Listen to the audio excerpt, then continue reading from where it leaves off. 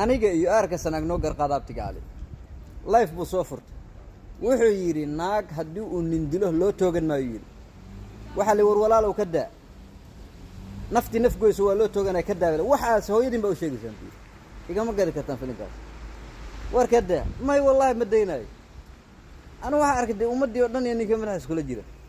waa soo qabtay waxa yiri aad buu soo daliishanay waa saxan yahay irin dhageyst naagta nima loo dili karaa ilaahay baa quraan ku yiri lama dili karo alunsa bilunsa way naagta laag baa loo dili karaa